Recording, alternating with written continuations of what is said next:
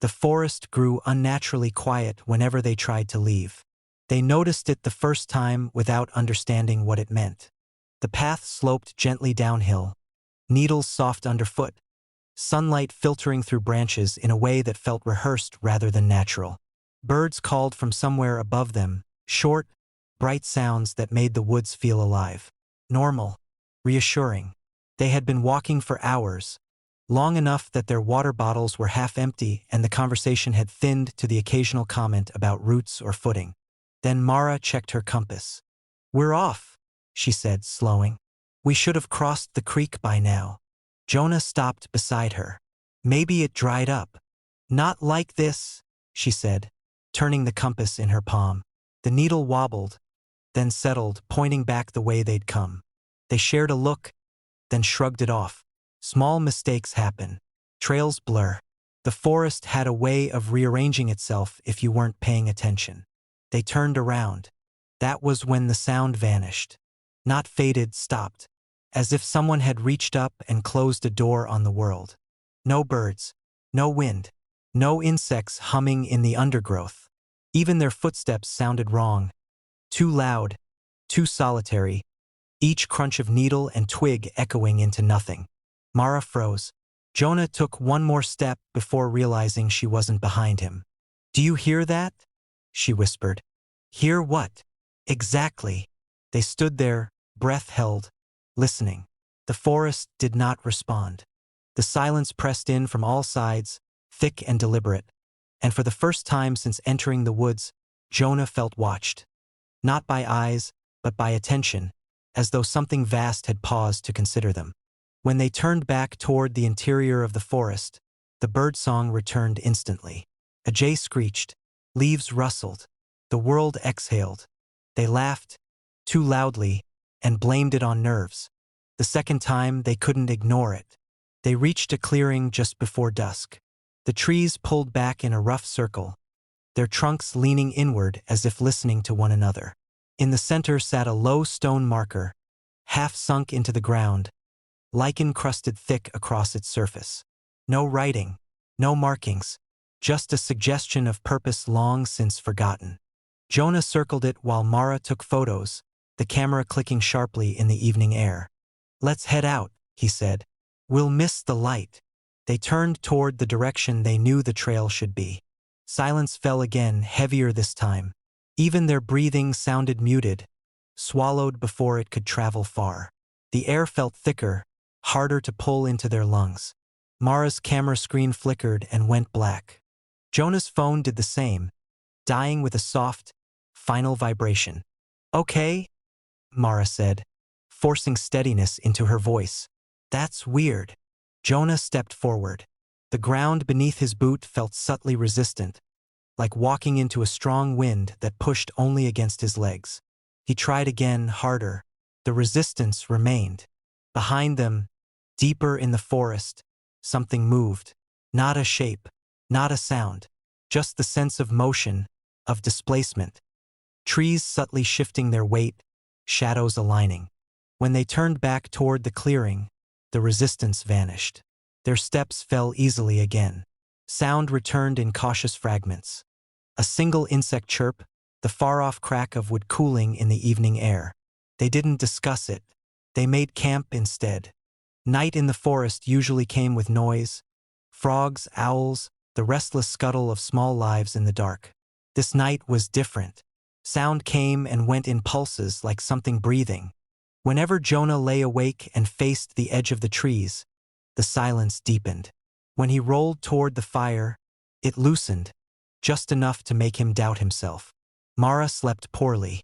She muttered in half-formed sentences, fingers twitching as though counting. At some point, Jonah realized the fire wasn't crackling anymore. The flames burned steady and quiet, consuming wood without protest. He did not wake her. By morning, the forest felt closer. Not physically. The distances hadn't changed, but perceptually, as if the trees had leaned in overnight, memorizing their faces. Moss clung thicker to trunks. The path they'd followed yesterday had narrowed, its edges softened, as though it were trying to forget being a path at all. They packed quickly. "This place doesn't want us leaving," Mara said, finally voicing it. Jonah nodded. "Then we don't announce it." They tried walking casually, pretending to explore, letting their route curve naturally, until the moment they angled toward where the trail had to be. Silence snapped shut. This time it came with pressure. Jonah's ears rang. His vision tunneled. He staggered, dropping to one knee as the world constricted around him. Mara screamed his name. The scream went nowhere. It died inches from her mouth. From the trees ahead, the watching feeling intensified. Not hostile, patient, expectant. Jonah dragged himself upright and turned, away from the exit. Sound rushed back in, overwhelming in its suddenness. Birds erupted. Leaves hissed in the breeze. Mara collapsed against him, sobbing, the noise of it loud and raw. They ran deeper into the forest, and the forest let them. The climax came without drama. They reached a slope where the trees thinned, the land falling away toward what should have been open ground. Jonah smelled asphalt before he saw it. Heat shimmered ahead, the suggestion of a road. They didn't speak. They ran. With each step toward it, the silence advanced, swallowing sound in a creeping wave. Jonah's heartbeat thundered in his ears until even that dulled. The forest shifted. Not violently, subtly. Trees adjusted their spacing. Roots rose just enough to catch Mara's foot. She fell hard, skinning her palms, her cry lost to the quiet. Jonah hauled her up, screaming wordlessly, dragging her forward against a force that now pulled at their bodies, not just the world around them. The road was right there, 10 feet, 5. Then the ground gave way, not collapsing, yielding like something opening its mouth. Jonah felt himself tipping, the forest inhaling, drawing them back into itself. Mara locked eyes with him. In the total absence of sound, her lips formed words he couldn't hear. "It's learned us." They crossed an invisible threshold, and everything stopped. Search crews found the campsite 3 days later. The stone marker sat freshly uncovered, lichen scraped clean in 2 small places, as if by hands clawing for purchase. The forest around it was lively with sound. Birds sang. Insects buzzed. Wind whispered through the branches. But when the rescuers discussed leaving, when they turned, maps in hand, toward the trail, the forest fell silent. They heard footsteps pacing around the tent, but nothing was there when they looked. The first steps came just after the fire burned down to embers. Not loud, not close enough to be urgent, just the unmistakable rhythm of weight shifting against earth. Heel, toe, pause, circling the perimeter of the campsite. Evan stopped mid-sentence. Across the fire, Lena noticed the change immediately. The way his shoulders tightened, the way his eyes drifted past her into the dark between the trees. "Did you?" she started. The footsteps stopped. The forest rushed back in all at once. Insects resumed their brittle chorus. Somewhere deeper in the trees, something creaked and snapped, the casual sound of a branch settling or an animal moving on. Evan forced a laugh. "Probably a deer." Lena nodded, though she hadn't believed it even before he said it. Deer didn't walk like that. Deer didn't pace. They sat in silence until the fire dimmed further, the light thinning into a weak orange pulse that barely reached the tree line. Beyond it, the forest stood dense and vertical, trunks overlapping in ways that made distance hard to judge. Their headlamps lay beside the tent, batteries half drained from the hike in. Remote had been the point. A place without signal, without other campers, without the ambient noise of roads or towns. The map marked it as an unofficial clearing, used but not maintained. The kind of spot that still felt untouched if you ignored the flattened grass and the blackened fire ring. "Let's turn in," Lena said. Early start. They crawled into the tent, zipping it shut with deliberate care. The nylon walls glowed faintly from the embers outside, shadows shifting whenever the breeze moved the branches overhead. For a while, nothing happened. Then the footsteps returned. Closer now. They moved slowly, deliberately, tracing the shape of the tent. Gravel shifted beneath careful weight. The sound of grass bending under pressure followed, then released. The pacing wasn't hurried or exploratory. It was measured, repetitive, like counting. Lena held her breath. Evan reached for her hand, squeezing too hard. The footsteps paused at the back of the tent. Something brushed the fabric. Not a strike, just a gentle pressure testing. "Hello," Evan called, hating how thin his voice sounded. No answer.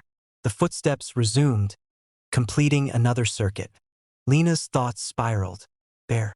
No, too quiet, too controlled. Human then? But who would be out here this far from the trail, walking without a light? She flicked on her headlamp and unzipped the tent in one sharp motion. Light cut through the darkness. Nothing stood there. The clearing was empty. Fire embers glowed faintly. Trees stood motionless, their branches locked in place. No movement, no retreating sound, not even the echo of something fleeing into the undergrowth. The forest was silent. Not the natural quiet of night, but a complete absence. No insects, no distant calls, no wind.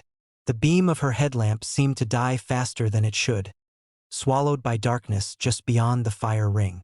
Evan leaned out beside her, scanning. "There's no tracks," he whispered. The ground around the tent was soft with pine needles and loam. Footprints should have been obvious. There was nothing. No depressions. No scuff marks. They zipped the tent shut again, slower this time. The footsteps did not return immediately. Minutes passed, maybe longer.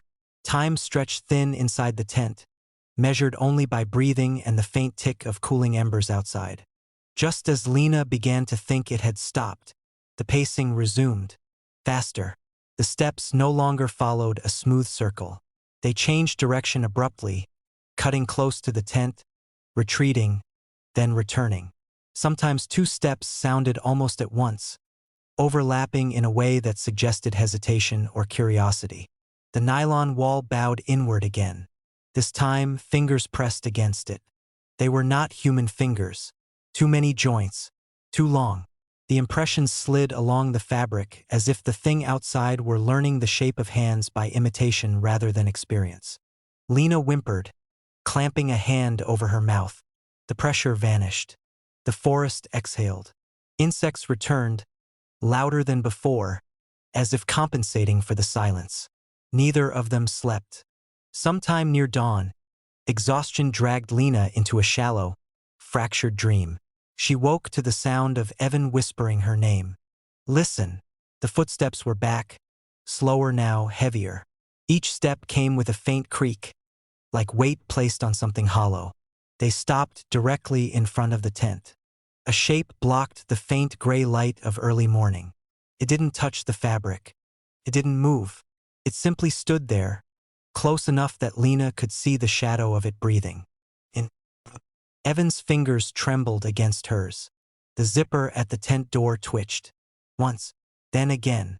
Not pulled, tested. The footsteps retreated suddenly, moving away at a pace that felt wrong, stretching distance faster than sound should allow. The forest fell silent once more. When the light finally strengthened enough to feel real, they forced themselves outside. The clearing looked unchanged. Fire cold. Trees unmoved. No tracks. Except one thing. Around the tent, pressed into the earth in a perfect ring, were footprints. Bare. Facing inward.